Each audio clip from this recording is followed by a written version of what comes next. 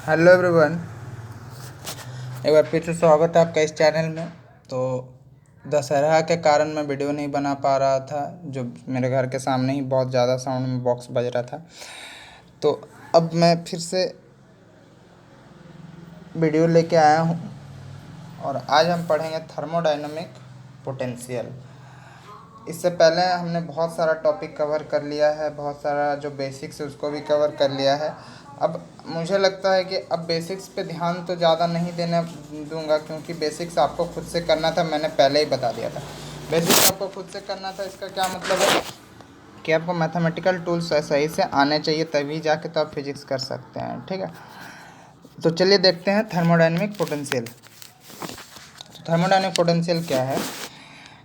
It describe state of system. ये क्या describe करता है? स्टेट ऑफ द सिस्टम को डिस्क्राइब करता है। ठीक है, याद रखिएगा थर्मोडायनेमिक पोटेंशियल क्या करता है? State of the system. Simple से एक लाइन में हम इसको देखते हैं जितना हमको ज़रूरत है, बहुत ज़्यादा डेप्थ में जाना नहीं। अच्छा, there are 4 thermodynamic potential. 4 thermodynamic potential है। पहला है internal energy, Helmholtz free energy,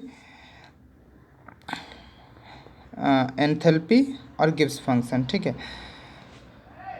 ये 4 थर्मोडायनेमिक पोटेंशियल आपको देखने मिलेंगे। इनको आपको पढ़ना है और मैक्सवेल रिलेशन, इन्हीं थर्मोडायनेमिक पोटेंशियल का मैक्सवेल रिलेशन भी हम करेंगे। चारों थर्मोडायनेमिक पोटेंशियल का मैक्सवेल रिलेशन करेंगे। तो पहले आज हम 2 डिस्कस करेंगे, एक है इंटरनल एनर्जी और हेमलोज फ्री एनर्जी। इन दोनों को डिस्कस करते हैं। तो सबसे पहले इंटरनल एनर्जी क्या है, देखिए। Internal energy, the internal energy और the intrinsic energy is total internal energy, is total energy of the system. मतलब कि इंटरनल एनर्जी क्या है? कोई सिस्टम है तो जो उसका इंट्रिंसिक मतलब अंदर में जो एनर्जी है उसी को हम लोग इंटरनल एनर्जी, मतलब टोटल सिस्टम का जो एनर्जी है उसे हम क्या कहते हैं? Internal energy of the system. It is denoted by U. अब इसी को हम देखेंगे according to first law of thermodynamic. First law of thermodynamic हमने देखा था कि D Q is equal to D U plus D W. D Q is equal to D U plus D W. D U plus P D V. P D V क्या है? This is work done. P D V is work done. Then D U is equal to D Q minus P D V. D U is equal to P V minus D Q minus P D V. कैसे हुआ ये तो आपको पता ही चला होगा कि हमने क्या किया, इस पी डी वी को उठा के इधर लेके आ गया। ठीक है, तो उधर लेके आ गया तो डी यू इक्वल टू क्या हो गया? D U equal to D Q minus P D V. इस तरह से किया गया है। आप देख लीजिए, यहाँ पे मैं कर दे रहा हूँ। ऐसा आपका बना equation, D Q is equal to D U plus P D V. तो इसको जब हमने इधर उठा के ले आया तो D U is equal to क्या हो गया? D Q minus P D V. P D V क्या है? तो दिस इज़ वर्क डन। मैंने पहले भी बताया था, ये छोटा छोटा चीज़ मैं नहीं बताऊंगा, इसलिए पहले आप बेसिक वीडियो देखें फिर आप इसको देखें। ठीक है, अब हम इस from second law of thermodynamic, हमने सेकेंड लॉ ऑफ थर्मोडायनेमिक देखा था। D Q is equal to क्या था? T D S. D Q is equal to T D S. D Q is equal to T D S. Then putting this value in equation 1 we get. अगर हमने D Q का value equation 1 में रखेंगे तो क्या मिलेगा हमें? तो हमें क्या मिलेगा देखते हैं। तो हम उस वैल्यू को पुट करेंगे तो D U is equal to T D S minus P D V. Internal energy equal to क्या हो गया? T D S minus P D V. This equation gives change of internal energy of the system in terms of 4 thermodynamic potential. ठीक है, यहाँ 4 thermodynamic potential variable है, P V T और S. ये end है। ठीक है, ये एंड है। And internal energy is called the first thermodynamic potential. तो पहला थर्मोडायनेमिक पोटेंशियल क्या है आपका? Internal energy. आई थिंक समझ में आ गया होगा। ठीक है, अब हम इसी को अडियाबैटिक प्रोसेस में देखते हैं। तो अडियाबैटिक प्रोसेस में क्या होता है? हीट जीरो होता है। देन इक्वेशन 1 बिकम्स क्या हो जाएगा?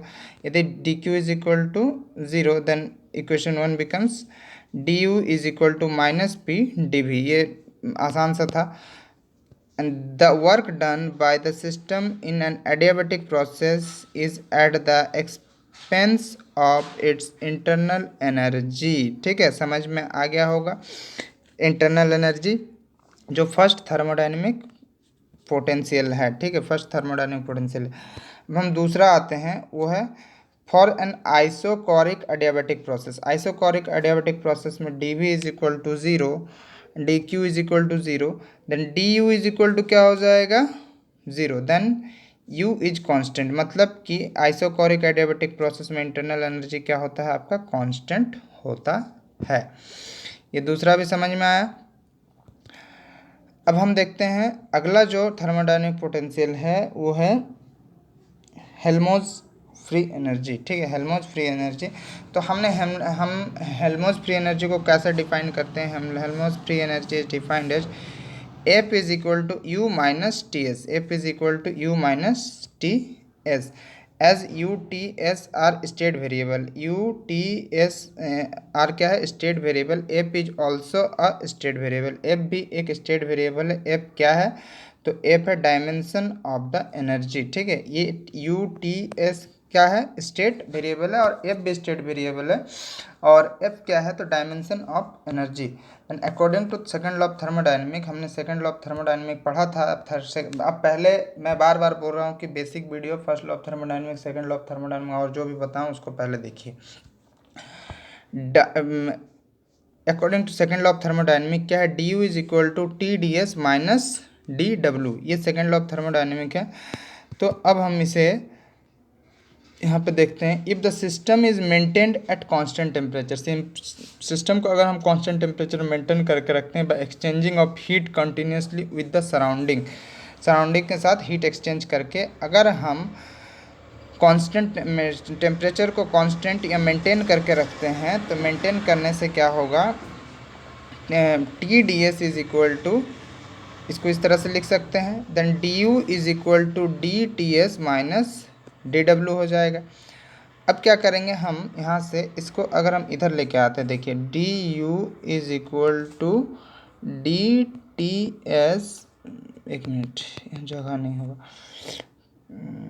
इसको कैसे करेंगे, देखिए हाँ, D U is equal to D T S minus D W, इसको उठा के इधर ले आते हैं तो क्या हो जाएगा, डी यू इसको इधर लेके आते हैं तो minus D T S is equal to minus D W हो जाएगा। यहाँ से हमने डी को कॉमन आउट कर लेना है, तो डी को कॉमन आउट करने से क्या हो जाएगा, U minus T S is equal to minus D W. I think इतने मैथमेटिकल तो आपको आता ही होगा, जिसको मैंने यहाँ पे डायरेक्ट लिखा है। इतना मैथमेटिकल नहीं आता है तो फिर आप बहुत वीक है पढ़ाई पे, ये सोचिए। मतलब वीक का मतलब वो मेरा नहीं कहना है, इसका मतलब आप कंटिन्यूसली रिवीजन वगैरह पढ़ाई वगैरह सही से ध्यान नहीं दे रहे हैं, ठीक है। तो अब इसके यहाँ पे हम क्या लिख सकते हैं, यहाँ हमने क्या लिखा, D F is equal to minus D W. तो यहाँ एफ क्या है, where F is equal to U minus T S, where F is equal to U minus T S is known as Helmholtz free energy, is known as Helmholtz free energy और Helmholtz work function. क्या है ये, F क्या है, Helmholtz free energy या Helmholtz free work function. Now D F is equal to D U minus T S, तो हम इसे क्या लिख सकते हैं, D U is equal to T D S S D T, then D U is equal to T D S minus P D V, then D F is equal to क्या हो जाएगा, यहाँ से D F is equal to क्या हो जाएगा, minus P D V minus S D T. इस वाले इक्वेशन से हमने इसे डेराइव किया, तो आई थिंक इतना तो समझ में आ ही गया होगा। And this equation gives the change of Helmholtz free energy during infinitesimal reversible process.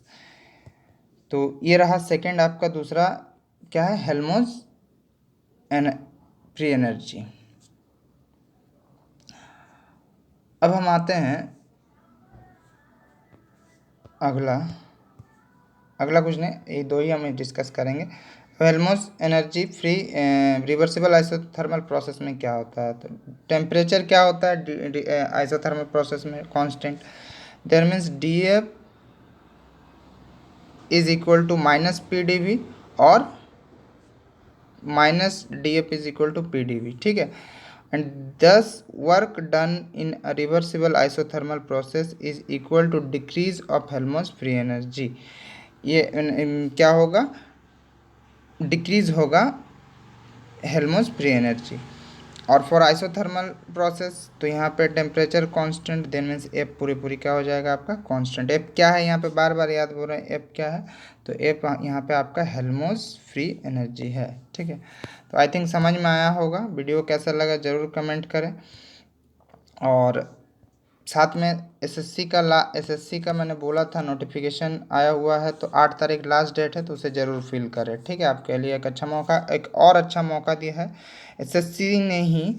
जो फिजिक्स ग्रेजुएट है उनके लिए भी एक वैकेंसी आया, वो नोटिफिकेशन मैं बहुत जल्दी लेके आऊँगा, डिस्क्राइब करूँगा। अगला हम दो पढ़ेंगे, दो thermodynamic potential, enthalpy and Gibbs function और गिब्स फ्री एनर्जी, ठीक है। गिब्स फंक्शन पढ़ेंगे, दो हो जाएगा। उसके बाद हम relation of thermodynamic potential with their variable. SSC में एक और वैकेंसी आया है, वो है जो फिजिक्स ग्रेजुएट है उनके लिए मेट्रोलॉजिकल डिपार्टमेंट में, ठीक है। और सीजीएल का फॉर्म जरूर फिल करें, ठीक है। सीजीएल का लैब असिस्टेंट के चक्कर में अपना लाइफ बर्बाद ना करें, जो मौका मिल रहा उसे ज़रूर फिल करें।